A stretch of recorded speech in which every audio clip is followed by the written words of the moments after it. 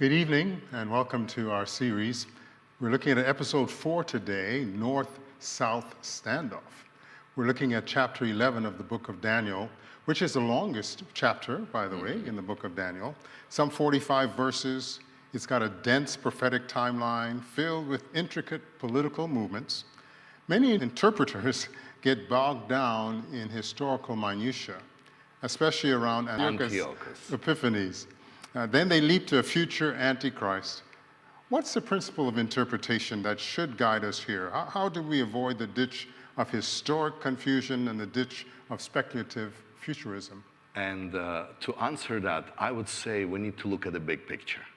Not get bogged down in those small brush strokes, but keep in mind the big picture. Excellent. And big picture is the war. Daniel chapter 9 has this statement: to the end, there will be war. And that's an important statement because whatever comes after this, to the end of Daniel's vision, is about the war.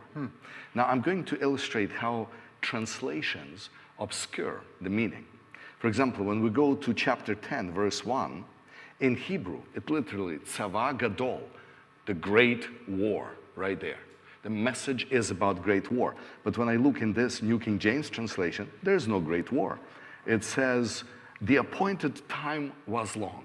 There's no appointed time at all.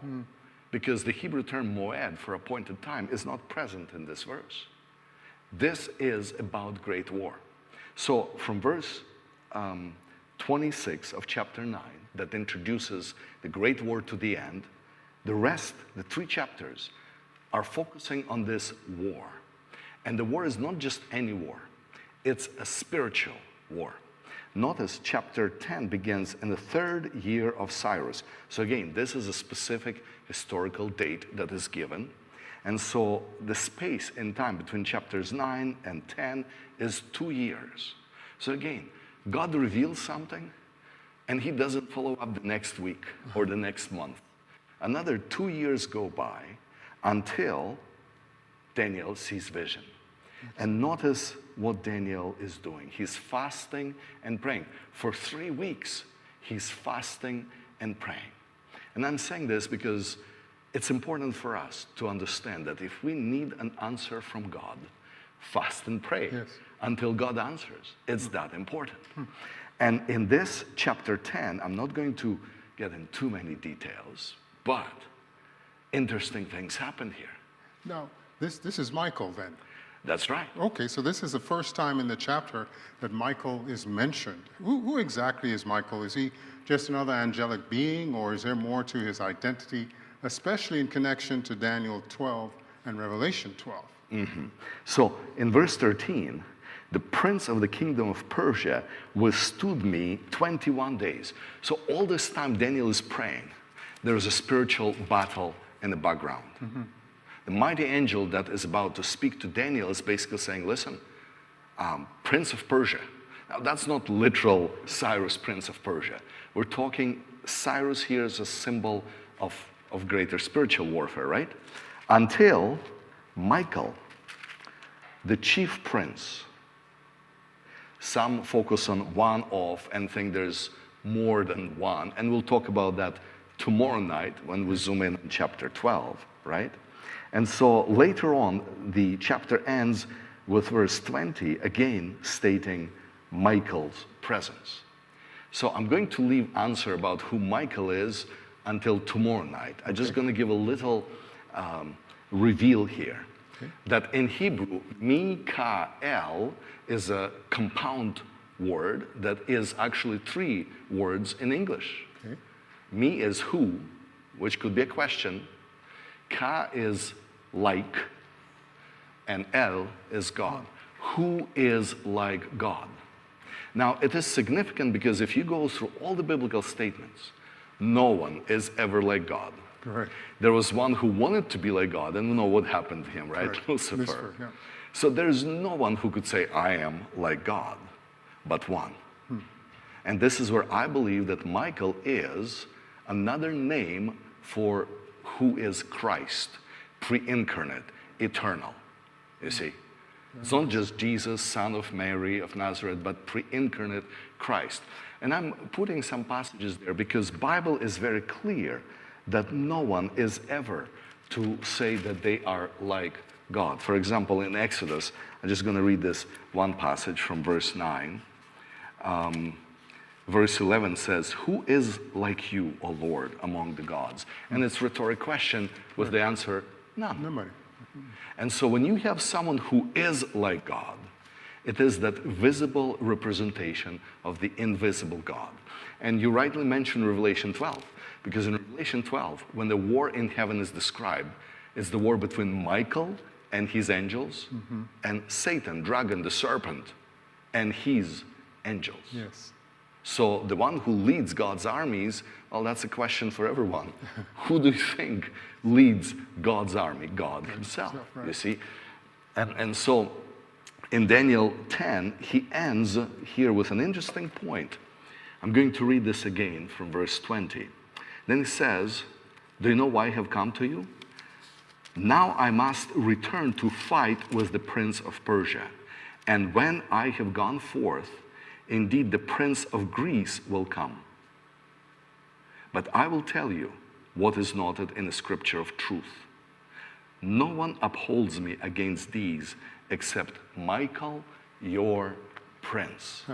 And so it's a reveal, a window in what's really happening.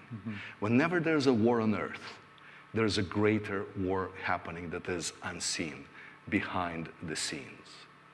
So again, you see Persia and Greece mentioned, but the bigger war that is happening is the one where Michael, the chief of God's army, is fighting Satan. That's from the beginning to the end, isn't it? the It's end, always that's right. that controversy between good, quote unquote, and evil. That's Good. right. And if we see that, then even the wars, the First World War, the Second World War, the war in Ukraine right now, these wars have deeper spiritual cause behind them. And God not just permits, he's actively involved in reshaping the world according to his purpose, bringing it all to his end. And I guess that's why we have to decide who we're going to trust. Right. Are we going to trust man's power and all their wars and all the power they believe they have, or what God says he has, that he's in control? That's of it right. all? So I hope we set up enough picture to move in chapter 11, okay? Okay.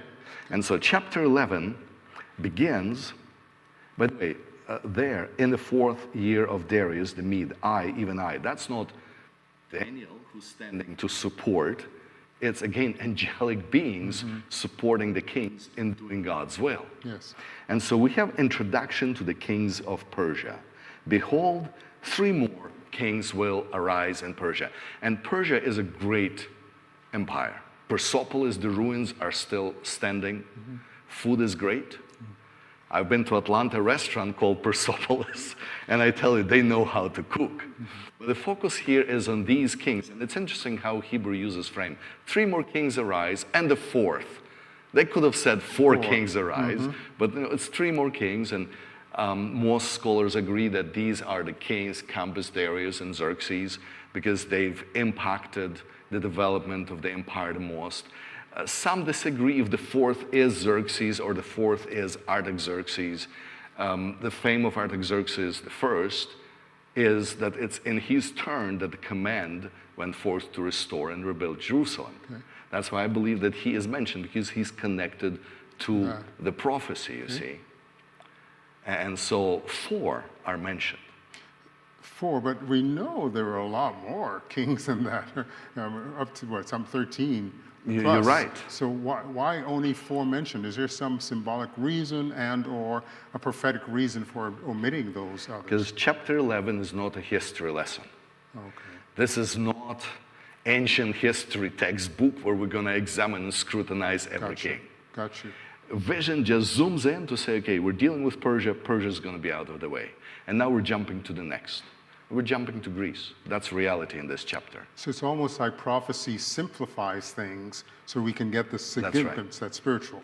And that's why even for our audience, if you think that we're going to get in all the nitty-gritty today of the names and funny names of those Syrian kings, we're not. We're going to look at the big picture of this spiritual war that is happening. And just remember, as in Daniel 8, the Medo-Persia, the ram, is encountering the goat. So right here, we have immediately the Greece coming on the stage. And so, mighty king of Greece that will rule with great dominion and do his will. But then, notice, when he's arisen, his kingdom shall be broken up and divided toward the four winds. Just as we study in Daniel chapter 8 before. After death of Alexander the Great, empire falls apart, and there's four major territories that are arranged between his generals. So there's Seleucus, Ptolemy, and the history is fascinating. For example, Ptolemy would be the first to assert his territory and establish himself. He would not declare himself emperor or ruler or king until 305, but he would be already ruling in 320. Seleucus would get in trouble under Antigonus and run to Ptolemy. He would actually serve as his admiral, navy admiral. So Seleucus would serve Ptolemy for a time, and then Ptolemy would give him army, 1,000 men to go and establish himself and take over Babylonia. So there's a lot of interesting details. But the bottom line is these four that we focus, again, are not in focus. Because right after this, we're moving to what? Verse 5. Okay. Kings of North and South. Sure. And so just to bring to attention those who are watching us maybe for the first time, we covered in the previous nights Daniel 2, Babylon, Medo-Persia, Greece, Rome, and divided kingdoms. And then Daniel chapter 7, the beasts. And then we'll look with you at Daniel chapter 8, which starts with Persia, Greece, and then the little horn that covers that period of Rome as terrible beast and the horns. And so now in chapter 11, we see again Persia is touched. There's 4 Persian kings mentioned. Alexander and 4 Greek kingdoms are mentioned. But after this, immediately we're jumping to this kings of North and king of South. Wait a minute. So essentially, it seems odd, I guess, that it was split into 4 divisions. Right. But now we go to just 2. Is there a significance for that? I mean, what happened to the other 2? Very good question. It's not that they stopped existing. They continued in Macedonia and north of contemporary day Turkey. But if you look at this map, Jerusalem is central to 2 kingdoms that would always fight for this territory.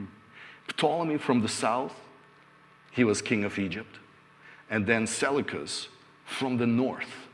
And when they're marching, because of the Arabian desert, they do not come from the east. They have to go north and then come down from the north. And so the focus is on these 2 kingdoms always fighting over the people of God and the city of God. And so they will become a symbol for that greater war, for that spiritual warfare that is taking place. And that's what's happening here. Now, it is tempting to go into this soap opera of Syria, Egypt, all right? For example, I'll give you an example. Daniel 11, verse 6 tells a story of daughter of the south king will go to the north king to make a treaty. She shall not retain the strength. She shall be given up, her attendants, her begetter, and her supporter. And so many commentators, by the way, if you go on the YouTube and just type Daniel 11, scores and scores of interpretations. It seems every denomination out there has their own version. Most actually get bogged down in details of Syrian and Egyptian kings. And so they talk about this Antiochus and marriage with Berenice, who was daughter of Ptolemy. They wanted to make a pact, but then Ptolemy dies. Antiochus decides, why do I need this? So he brings his former wife, which he divorced to marry Bernice, okay? She doesn't trust her husband, so she poisons him, kills Bernice and her son, which is threat to her throne, right? And so there's a lot of drama there. If you zoom in on a few other verses, for example, Daniel 11:17, he shall also set his face to enter with the strength of his whole kingdom to make a proposal. He shall give him a daughter of women to destroy it, but she shall not stand with him or be for him. And you realize it's hard to understand. He, both north and south are he. So There's a scholar, Tarsi Lee from Oakwood University, and he's done very interesting study. I watched a symposium where he color codes all the he's and goes from Hebrew to sort it out. But the funny thing is this daughter of woman, you cannot talk about the history of Egypt without mentioning, you want to guess who? Cleopatra. Okay, that's the daughter of woman. Okay. Cleopatra. And the funny thing is when you read the history, Cleopatra was always plotting and scheming. There was never a faithfulness. One Cleopatra married her brother. And there's a lot of political intrigues. And of course, they want to talk about Cleopatra. Is it really about Cleopatra?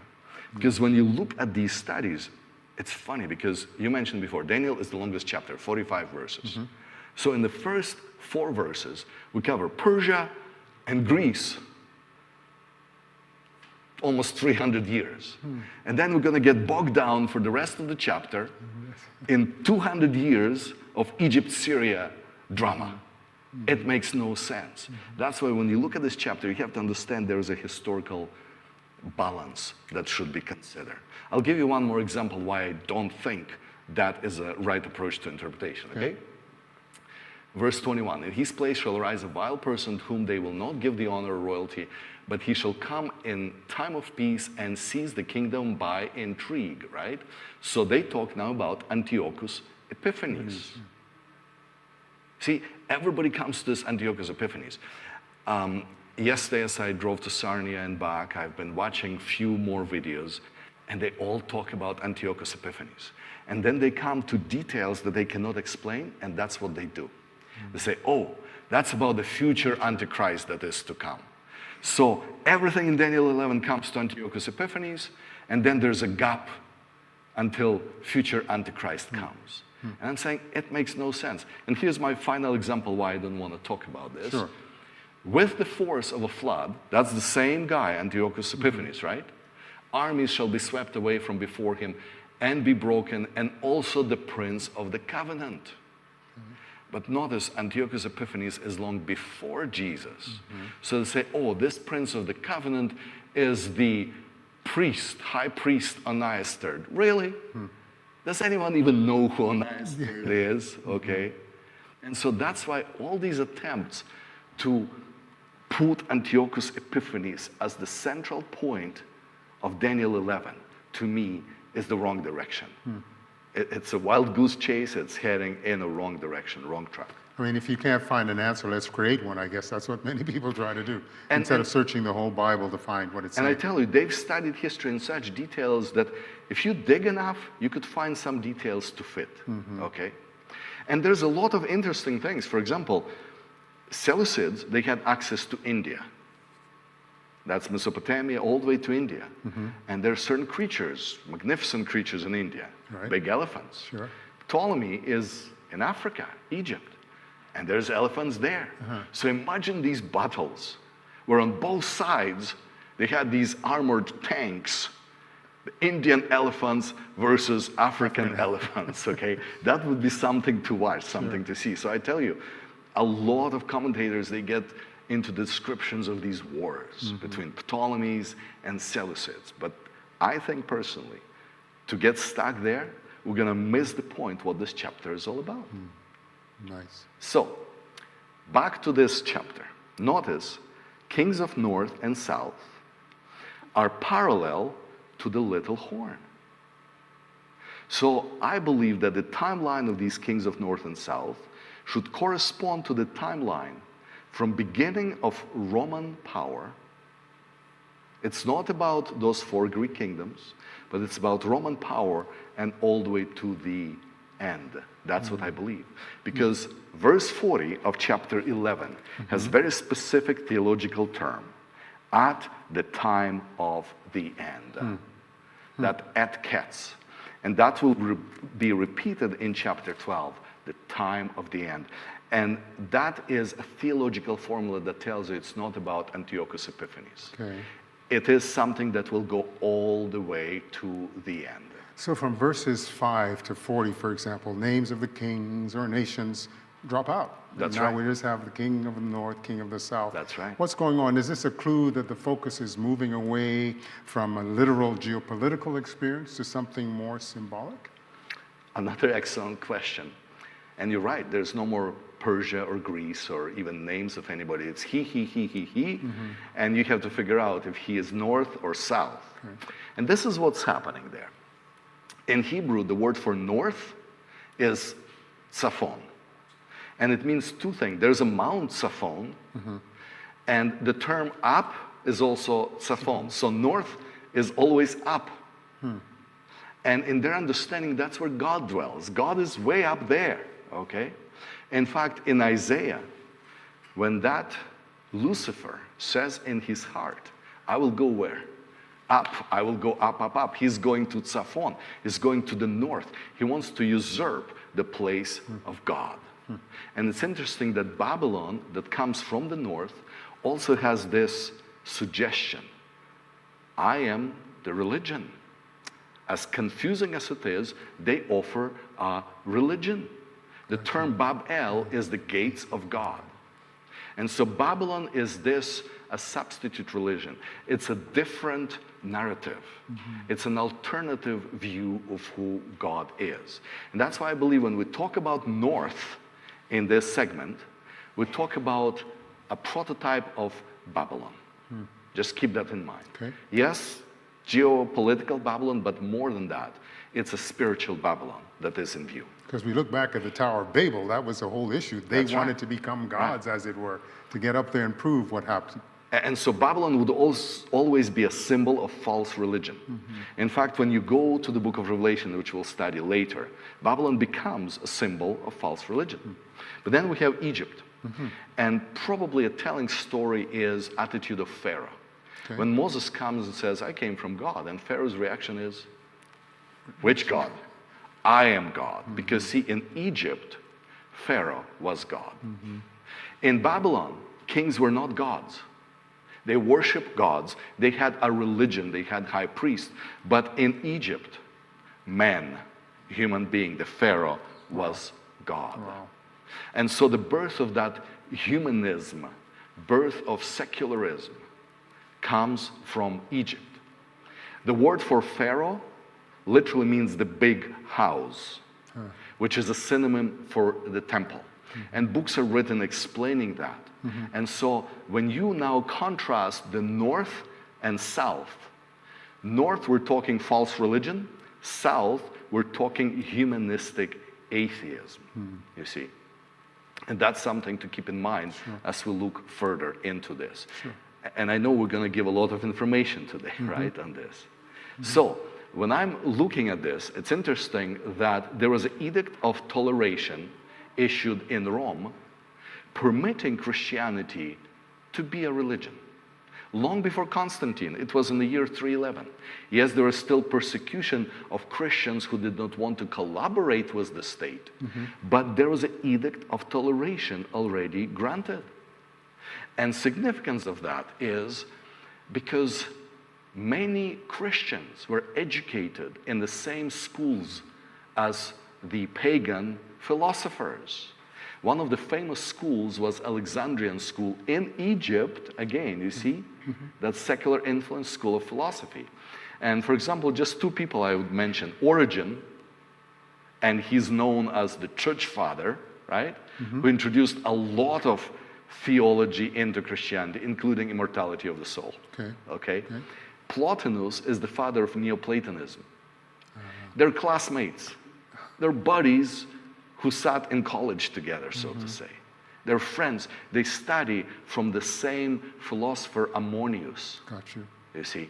And so right here, some interpreters look at this and say, could it be that the daughter of King of South is the secular philosophy that is coming to the King of North, to this religious Christian nation? Interesting, yeah, because it seems at a certain point in Daniel 11, it moves from this kind of spiritual to just literal. Right.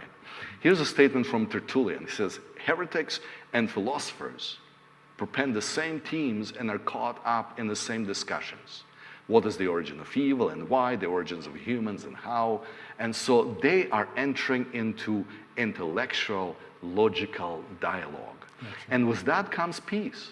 In fact, nephew of Constantine the Great, the Constantine, who legitimized Christianity completely and became Christian, although he was not baptized until his deathbed, his nephew would become the last pagan emperor, Julian the Apostate. He was a philosopher, and he wanted to restore the philosophical influence away from religion, you see. And so some try to interpret book of Daniel, chapter 11, through these allegoric, spiritualized terms. There's a lot of interesting details. For example, this Pope, Damasus, he takes on himself first title, Pontifex Maximus. Great bridge builder. And that was the title for Roman emperors. In fact, that means the chief priest of all high priests. Okay. Well, these verses really seem to become like a fast-paced political drama, packed with betrayals, alliances, assassinations, and royal marriages. But at some point, this little history just does not match perfectly anymore. Could all these details serve as types or shadows of a deeper spiritual conflict? Again, I'm so tempted to linger longer, and I appreciate you pushing me along with this, because this guy, Damasus, he would be first to claim Petrine succession, meaning Peter was the first pope, and we claim that laying on of hands of Petrine succession. He would be the first guy, you see. But my point is this: North and South are at peace in the Roman Christian church. What does it say about the dynamics within the church? If Egypt and Babylon kind of make pact within the Roman church. And so before I move on away from these historic details, for example, when they say, there's a new king of South coming, so they say, well, maybe these are the barbarians invading now the Christian Rome. But you're right. Let's move on. Here are inconsistencies. I'll give you a few examples. Some suggest that verse 20 is about Augustus, Emperor Augustus, because it's the one who imposes taxes on the glorious kingdom. And anyone who read the Gospels know that Luke chapter 2 tells us, I'm putting the years of his rule from -27 to +14. So Christ was born in his time. Yes. And he was the one who declared census through all the land. Guess what the census is for? For taxation. For taxes, for money. And so many say, well, verse 20 definitely is about Augustus. And then they follow that the next is the vile person, and say the vile person who takes the kingdom by intrigue, and he goes against the prince of the covenant must be Tiberius. Look at the dates of his reign. That's when Christ was crucified. Yes. So Christ was born under Augustus, crucified under Tiberius. And so many scholars believe that verses 20, 21, 22 are that era, beginning of the common era of history. I look at this and I see a problem. Here's my problem. This raiser of taxes, within a few days destroyed. That tells me he should have very short rule. Sure. Let's look at history. He is the longest reigning emperor. He's the one who establishes the empire. He lived to be 75 years, and he ruled 41 years. And that's old for that day. His full name is Octavian Julius Caesar Augustus, because he's adopted son of Julius Caesar. And his significance is known by everybody. You just don't pay attention. Guess when he died? I put it on the screen and we have to guess. August 19. August. Why do we call this month August? Augustus. In honor of Augustus. We have a lot of paganism in our calendars, in our daily vocabulary. Sure. So to me, it does not add up, because he did not live just a few days. He was the longest reigning. And that's why historical honesty denies some of these interpretations. I'm not going to give answers. I just want to paint the broad picture. Sure. For example, verse 31, shall pollute the sanctuary. Some translations say desecrate the temple fortress. And so you could imagine majority jump, oh, that's Antiochus Epiphanes, right? Some say, no, that's Romans in times of Jesus. And after Christ, they destroy the temple, right? Defile sanctuary temple, take away the daily sacrifice. So again, they want to bring both Antiochus Epiphanes and maybe Christ dying, place the abomination that makes desolate. And so when you look at this, yes, definitely Romans would take the menorah and would ransack the temple before burning it and destroying Jerusalem. Notice it cannot be Antiochus. Because when Jesus talks about the end time signs, he speaks of the future abomination of desolation. You see, cannot be the past, cannot be Antiochus Epiphanes. Could it be destruction of Jerusalem? Maybe. Maybe some of these prophecies have multiple applications. Maybe. But again, to bog down and to limit chapter 11 just to Syrians and Egyptians and maybe Jews is to miss the picture that this is big war that spans to the time of the end. Well, I mean, if we look at every vision so far in the book of Daniel, chapter 2, 7, 8, and 9, they all seem to end to the end time. That's stretches right. to the end That's time. right. So shouldn't we expect Daniel 11 to follow that same trajectory? Wow, I'm having fun here. And that's what I believe. Just like chapter 2 has the stone that crushes everything, right? Just as chapter 7 has the Ancient of Days seated on the throne, the same thing we should expect here. And I believe it because to me there's an evidence. Verses 27, 29, and 35 have these terms, and will come at appointed time. And here is that moed, a specific point in time. And prior to this, notice, Daniel is occupied with one question. When will this end? When will the sanctuary be cleansed? When will these things be over? And the answer was given. Wait, 2,300 days, years. And that's why I believe that Daniel 11 will run to the very end.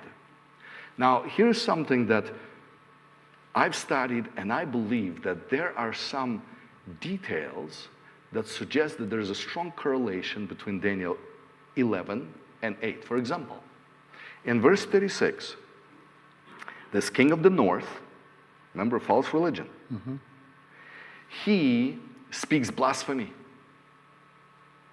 Okay? The word there is very interesting. Okay?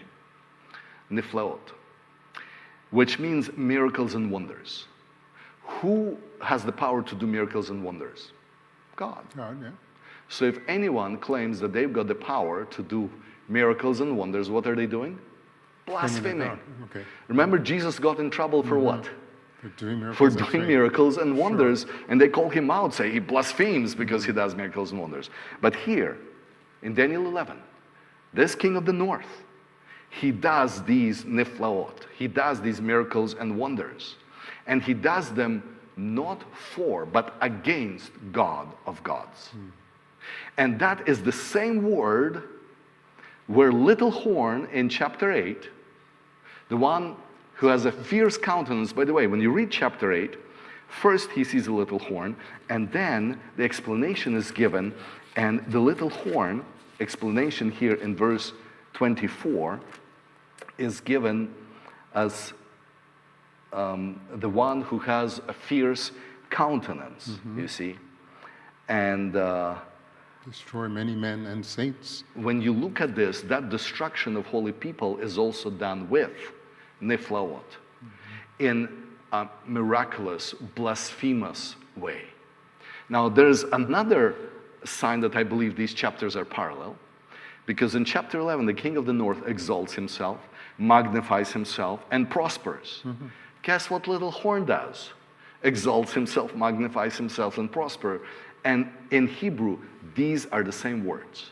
Now, I don't want to bog down our audience with the little minutiae. I just want to put this on the record that there is a parallelism between chapters 11 and chapter 8. Now, this is probably the most significant. In chapter 8, verse 19, there is this time of the indignation. All right? Hazam, the time of indignation. Exactly same word is used in chapter 11, verse 36. And that's why I believe that here we start seeing more glimpses of what's really going on. In chapter 36, the king shall do accordingly to his own will. It's that authoritarian attitude. He shall exalt and magnify himself above every god, shall speak blasphemy against the God of gods, shall prosper until the wrath has been accomplished. You see, that time of indignation, that time of wrath that puts the limit to God's patience is mentioned in both Little Horn chapter 8 and the King of the North chapter 11. Wow. And that's why I believe that there's a plenty of literary evidence, scholarly evidence in Hebrew to point out that the King of the North in chapter 11 is the little horn. Wow. And that's why I'm making that assertion right now on the record. I believe that Daniel 11 is about the little horn as king. Okay? Something to reflect on, Yes. right? Yes. And so now, when you look at this chart again, then you understand that the kings of north and south are two variations of the little horn. It's an internal struggle within the little horn. Remember in chapter 8, we said that the little horn is pre-Constantine and post-Constantine. Notice what happens here, and I'm going to overlay right now with blue and red for north and south, just to make it easier for our audience. So Daniel 11 Kings is the church and state tension. You have Egypt representing the state power, Pharaoh who says, I'm God. And then you have Babylon church that claims that the ruler represents the will of God. And so these kings is the tension between church and state. It's a tension between false religion and secular philosophy within the same entity. So I believe, and I keep repeating this, Yes, I hear. that the King of North and King of South are not two separate entities. It's an internal struggle. In fact, probably the most significant verse of chapter 11 is verse 27. And I'm going to read it out loud. Both these kings' hearts are bent on evil. So is it fair to say that both north and south are evil? Their hearts bent on evil. There's no other way. They shall speak lies at what? The same table. Yes. These guys are sitting like you and I around the same table. We put our Bibles in it. These guys are sitting at the same table. So it seems there that we're looking at a church-state union. There are some issues going on, of course, but they're not harmonious. I mean, they're sitting at the same table. They're lying to each other, i.e., it's like they're the same coin, but different sides of the same coin. That's what we see happening. A preview in today's politics. Okay, we'll go This on beyond party, that party. Yes. Biblically speaking, God's people are not aligned with either or. Because we don't belong to earthly kingdoms. Sure. If we are people of God, we're neither with King of North nor King of South. We're with King of Kings. And that will be the end as well, where we have to make your choice. You're going to choose God or choose man. To the very end. Because on earth, there's a constant tension. And for a person who is not seeing the big picture, they think, oh, this party will solve our problems. Yeah. Oh, this party will solve problems. Reality is no. Satan is behind the scene doing their things. Just think of Christian history. Yes. The Crusades. Yes. They're Christian crusaders.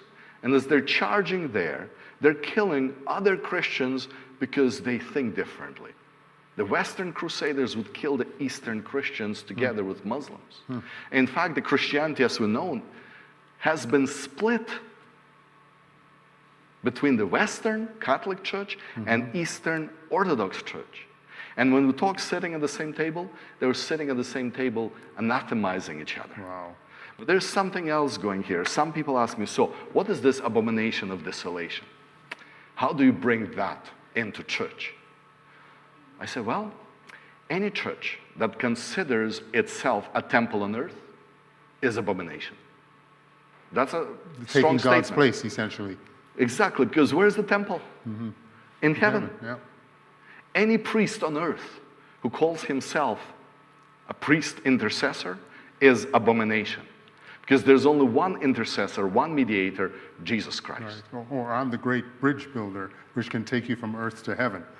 You bring up Maximus. Pontifex, right? So Pontifex is builder of bridges between spiritual and material realm, you see? And so that is the abomination. Trampling underfoot the sanctuary and its host is telling people that the priest and church on earth works out your salvation. Wow. Wow. Instead of understanding that, no, Christ in heavenly places is guaranteeing our salvation.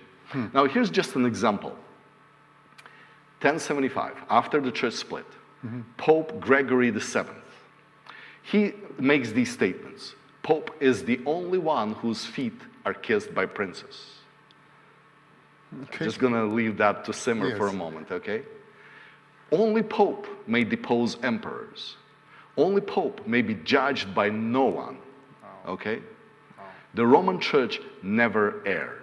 See, it's this attitude that, in my opinion, represents that little horn character and the King of the North. I mean, it almost seems like that person wants to become a world leader. And God says that will never happen again. Exactly. So no man will ever have that power again.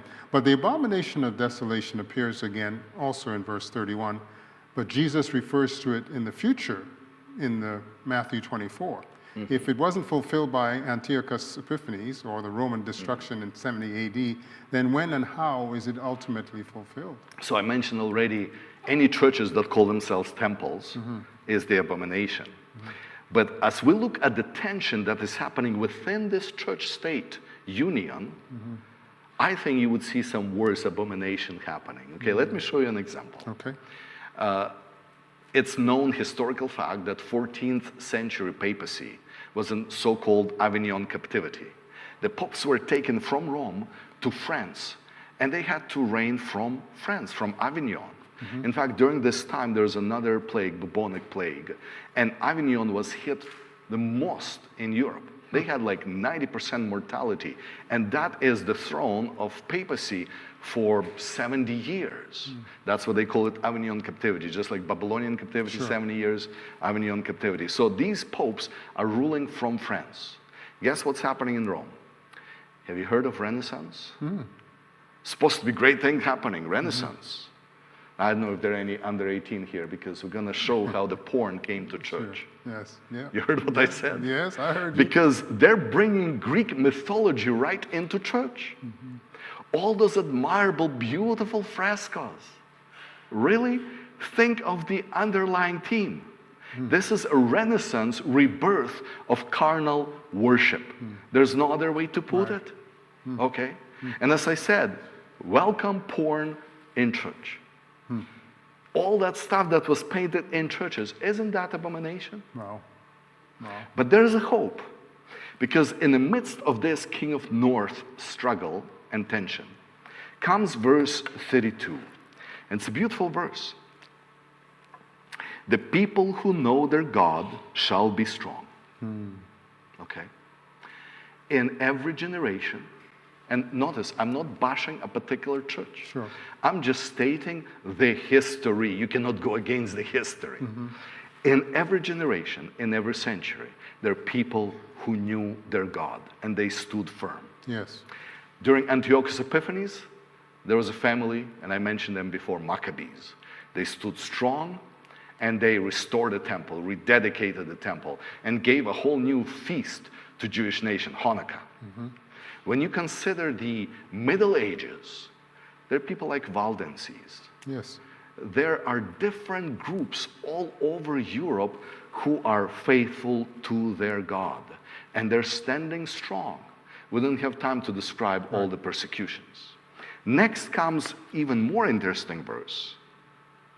And those of the people who understand, or those who are wise, some translations say, they will instruct many, but for many days they will fall by sword and the flame. And so we know that within church comes Reformation. But why does it seem that Reformation efforts often ended up with more persecution than peace? That seems so odd to me. I wish we would have another hour to talk about Okay, let's do that. No. Even when humans try to fix things by our own way, nothing but trouble comes. When you look at the reformers, yes, they're great reformers, and they did bring some light back. We're going to look in more details when we go through the book of Revelation, because it's going to spill out more details of Reformation. But none of them were perfect. Martin Luther loved his beer. I doubt we would have him as a church elder today.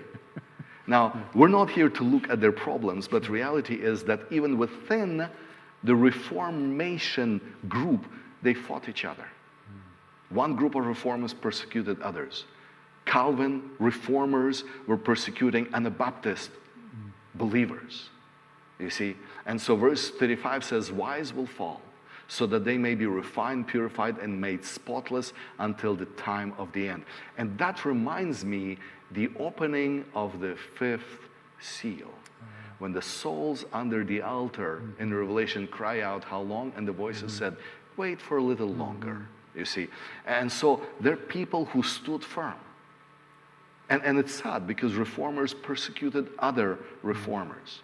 As much as we talk about how Catholic Church had Inquisition and burned reformers at the stakes, reformers did it to other reformers. So the history is an ugly history. And we should not whitewash some of it and ignore the other aspects. We need to look at the big picture. But this is what happens after Reformation. The King of the North, this church state, grows stronger. The Council of Trent only adds to the church power by decrees, and new orders are formed. One of those orders, and you could guess, emerges is the Jesuit order. And they go forth to set the world on fire. Now, they did it by secular means too. There's a lot of war going on. So when you look at this battle of North and South, by the way, Jesuits, they're big on South, the philosophy, education, science. And if we were to have time, I would go deeper. For example, Egyptian concept of God beyond Pharaoh, as much as Pharaoh says, I'm God, they still have a concept of transcended God above everything. And his name is nature. Do you hear an English word here? Nature? Sure. That we get from Latin, borrowed from, you know, it's a whole interesting thing. But Jesuits, strong on science, education, warfare, and mission. Yes. And so they go to conquer in the name of God. So it almost seems like they become the intellectual missionaries That's spearheading right. the Roman Catholic response. That's right. Could this be the modern face of King of the North's evolution? Notice that the conflict goes on. It's a constant struggle. Clement XIV expels Jesuits. Oh, okay. So 200 years later, and I'm just rounding numbers, Pope says, these guys are not listening to me. the Jesuit chief, they call him the Black Pope. None to do with the color. No color, right. It's just one of those political terms, Sure. okay? They have their own rules, they don't obey, so let's expel them. And literally, Jesuits are expelled from every Catholic country. Okay? You could say it's a ploy, but notice what happens. Once that happens, terrible things happen. French Revolution, guillotine. And we could look at some verses that may infer to this, because those who invented guillotine were killed by guillotine. That's what's happening in France. It was more than chaos. It was terrible what was happening there. And so finally, it culminates in the arrest of Pope Pius VI. The year 1798, and I'm not getting in dates yet. Yes. We're building up. But Pope is arrested by French army. Okay, General Berthier, Napoleonic general, walks into Rome, arrests the Pope, and takes him away. Pope dies next year. And of course, the new Pope is installed, carrying the same name, Pius VII, and he makes the peace with Napoleon. They make concordat again. So you have a secular and religious power making peace Again. again. And as they make peace, of course, he's not so much in charge yet, all right? He needs to know his place. So Napoleon summons him to come to Paris to coronate him and Constance, his wife, as emperor and empress. And so Pope obeys. 3 years later, Napoleon would exile him, send him off. But then Napoleon gets in trouble, and we know the story, right? Napoleon loses Battle of Waterloo, gets again sent to Corsica and so on, and guess what? Pope comes back, and one of his first actions was to reestablish the order of Jesuits. So when you read the history of the church, and again, I'm not talking particular church, but in general, the main Christian church, it's a constant battle between the false spiritual ideas and the human secularist ideas that is ongoing. But I keep bringing that verse. Both are Evil. evil. So you cannot trust either or. Now, let me show you a few more examples, and I'm realizing that we may run over time tonight, but that's all right. Look at verses 38 and 39. In their place he shall honor God of fortresses, a God which his fathers did not know. He shall honor with gold and silver and precious stones and pleasant things. Thus he shall act against the strongest fortresses with a foreign God, which he shall acknowledge and advance its glory. What's this foreign God business? And I'm wondering, could it be that at some point the church said, that's all right to worship in the shrines of other gods? Papacy has no issue with conducting masses in shrines of other pagan gods. And that is just a fact. That syncretic approach to faith, to me, is just abhorrent. I mean, you read Deuteronomy chapter 12, it specifically forbids any worship in a place where idols were set. And yet the church says, oh, that's all right. And that is carried on. So again, we could dig much deeper, and I promise we're gonna do a recording in studio with prompts that I'm not just speaking from memory, but we would have some references and more things to show. But something else is happening. This is where, further on in that verse 39, look what it says. This king of the north will divide the land for gain. And I'm wondering, could it be that we're talking here doctrine of discovery? Dividing the land for gain. Where Pope Nicholas V gives Portuguese the permission to go and take the land as if nobody lives there. When Pope visited here in Canada in 2022, just 3 years ago, the big issue was rescind the doctrine of discovery.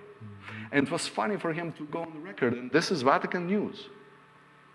The doctrine of discovery was never Catholic. Time out, okay? This is the problem with chapter 11. Chapter 11 shows this constant seesaw, battle, okay? To say that it was two popes, Alexander Borgia, will do the same thing. He would advance through his orders even more the doctrine of discovery. And now to deny that it never happened? You see? But we're looking now then, really, in this whole chapter, it seems the king of the north is the one who's most wanting to fight. Most initiative comes from them. He advances, deceives, plunders, and overthrows. Could this suggest that false religion has more aggressive role in the final conflict? Yes. And it's interesting that at the beginning it was a south king that attacks, but then north dominates throughout all these verses. But then in verse 40, at the time of the end, the king of the south shall attack him. That's king of north. And so, remember, the Pope got arrested.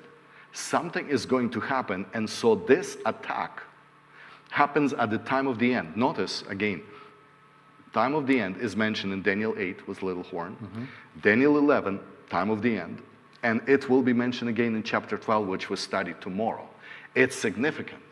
And notice what's happening. This time, 19th century, church is under attack. This is a caricature from US magazine. where you see all these churches are coming over to the state asking for handouts, and the state is saying, not interested in you. We're going to look deeper into this in Revelation chapter 17, because remember, from where we started, in Daniel 2, the statue did not have the 3 toes removed. Sure. But in Daniel 7, 3 horns are removed. So with every prophecy, there's new details. Once we get in the book of Revelation, Daniel 11 would be unpacked in very detailed way. Excellent. But we are still with Daniel, Yes. and Daniel has no clue, okay? Okay. He's watching this. And there is evolution. The South King is evolving from atheism to humanism. And so is the North King evolving. And so what I'm proposing today is new. I don't think many people heard this. I don't think theologians fully ruled out on this, but I'm going to go forward with this because to me it's interesting.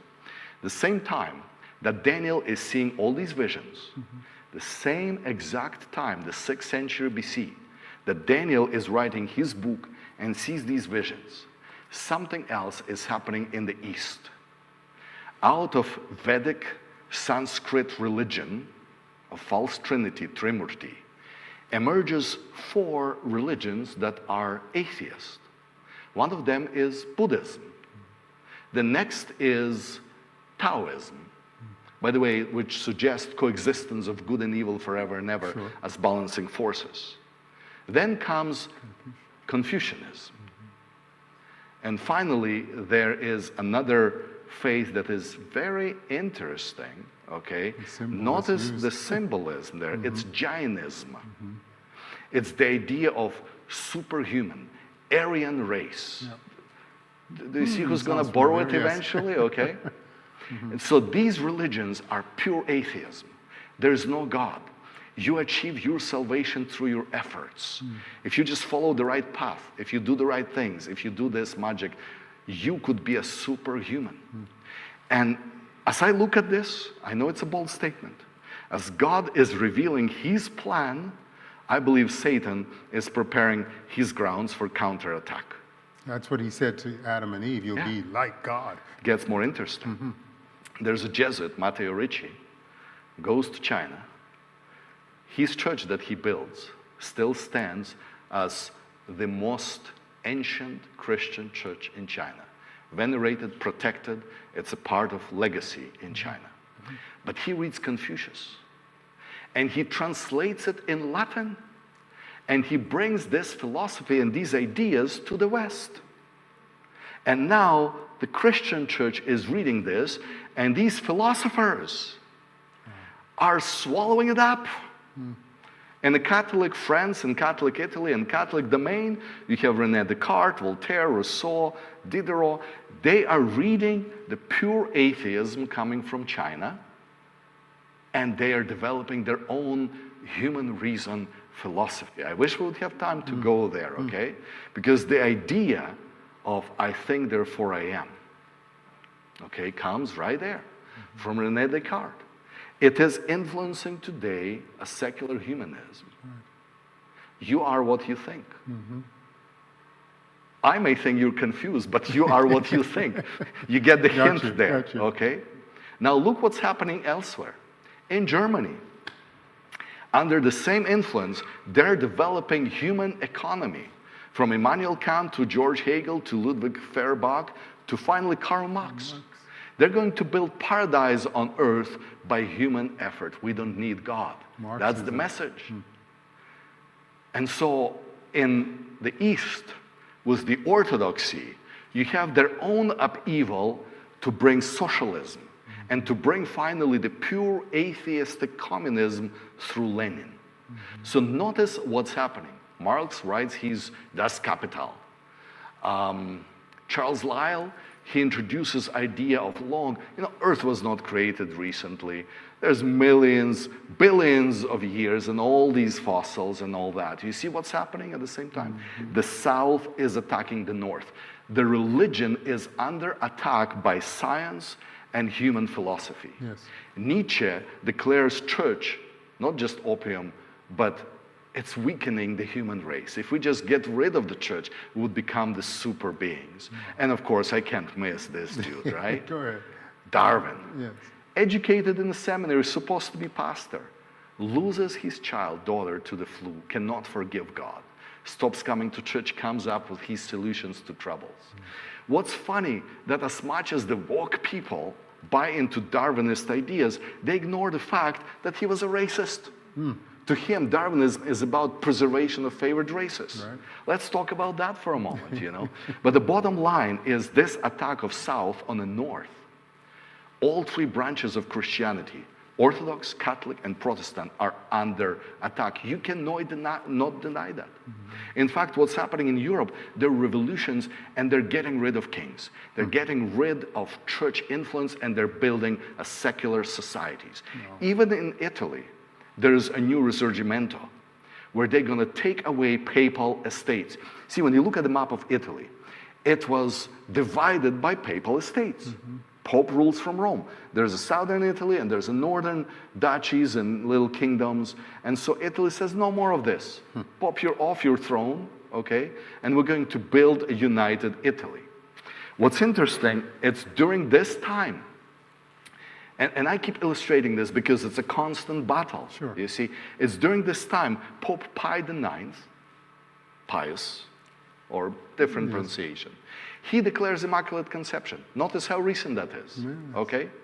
And he declares that Pope is infallible. Now, he himself gets in trouble, gets under house arrest, because when the state would take the papal states, he would rule the next 8 years out of his apartment in Vatican.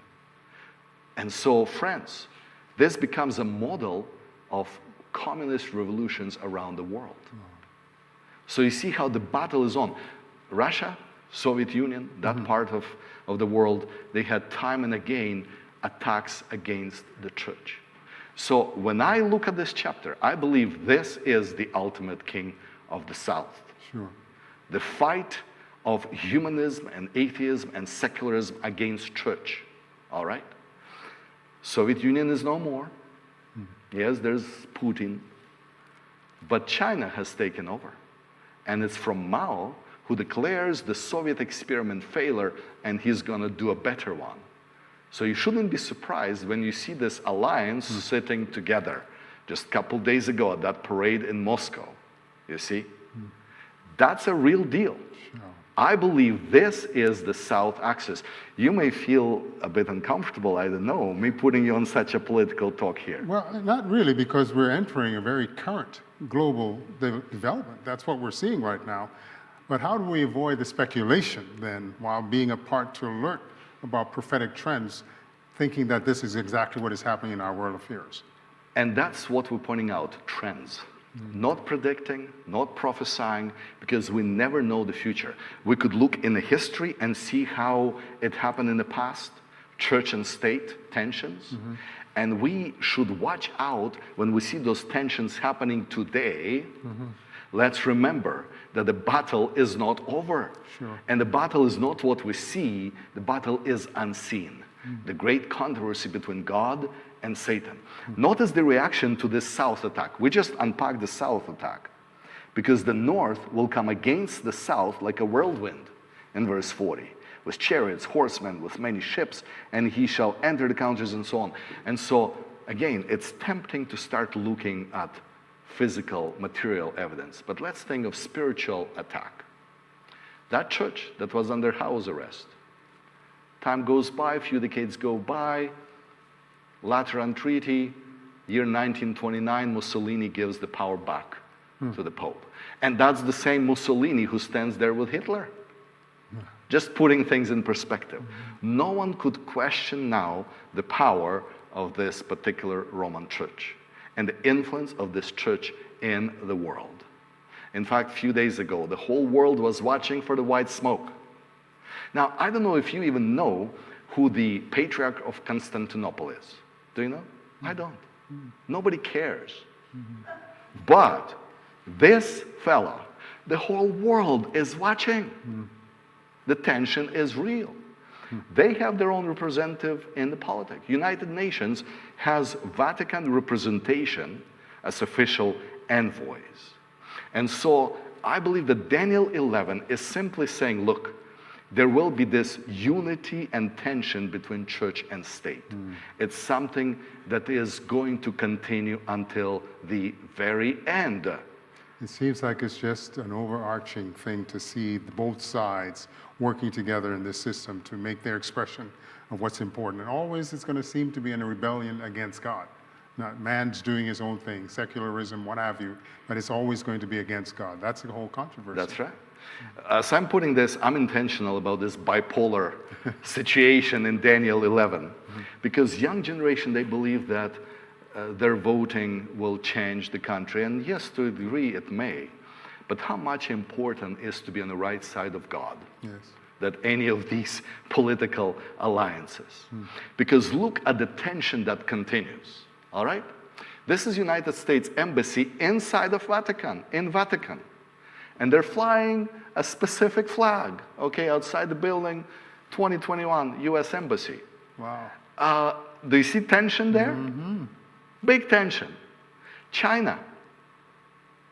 They have their own embassy to the Holy See, to the Vatican.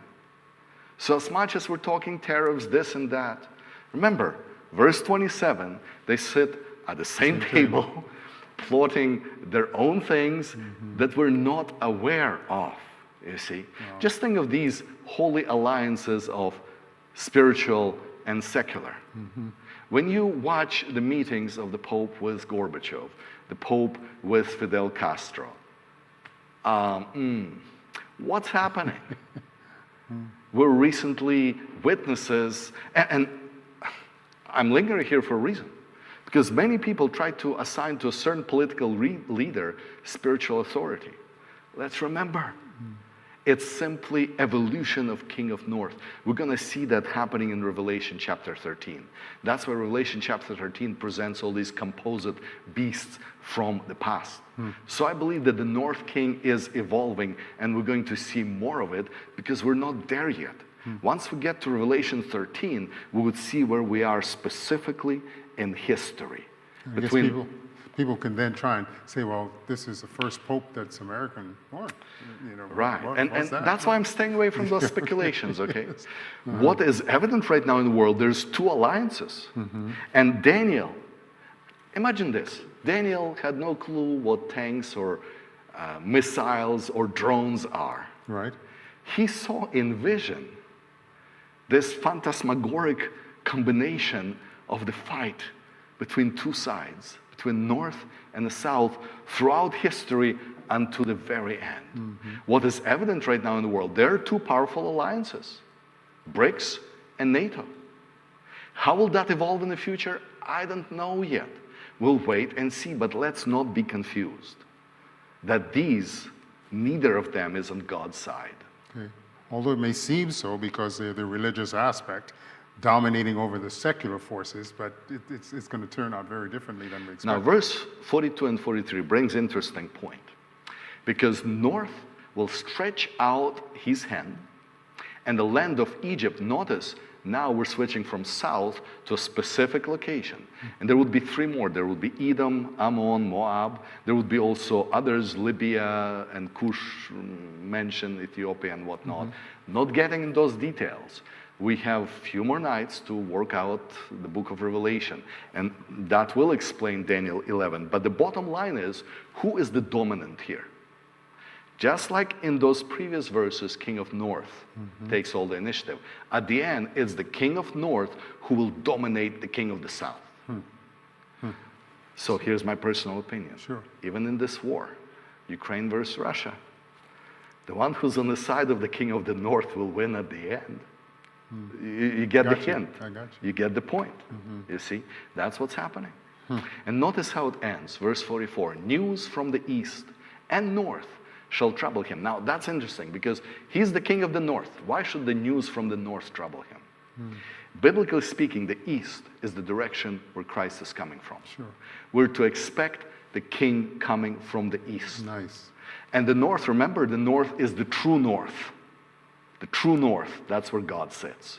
The true up. It's just interesting, that's what they call Canada, but anyway, that's another story. Well, the land's strong and free, right?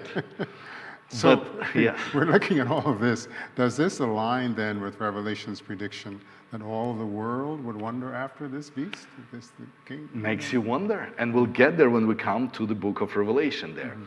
Notice, he will go with great fury to destroy and annihilate many. And so when we look at the end events, it is clear that he will attempt to destroy people of God again. But notice, he will come to his end and no one will help him. This king of the north will be brought to an end. Book of Revelation is very clear, thrown in the lake of fire. But we're going to wait until we get there that you would see what happens there. And notice, Daniel did not write chapters. Okay. These are our divisions. So chapter 12 is a continuation of this vision. And that's why it says, at that time, Michael shall stand up at the time of trouble, sorry, my misspelling, and at that time, your people shall be delivered. So what's the end story? I want to be people of God who would be delivered. I'm not interested in alliance with north or south. I want to stand with the people of God. Amen. Amen. We're ending here because ahead is chapter 12. And chapter 12 will introduce us to the book of Revelation. And it's beautiful because Revelation would not be written 6+ centuries later. There would be no prophetic revelations for almost 400 years until Jesus comes. But here in chapter 12 of Daniel, there is an introduction, a trailer to the book of Revelation to come. So friends, tomorrow night, we invite you, don't miss it. Tune in online and watch with us Daniel chapter 12. We ran over time tonight, but tomorrow it will be a bit shorter. God bless you.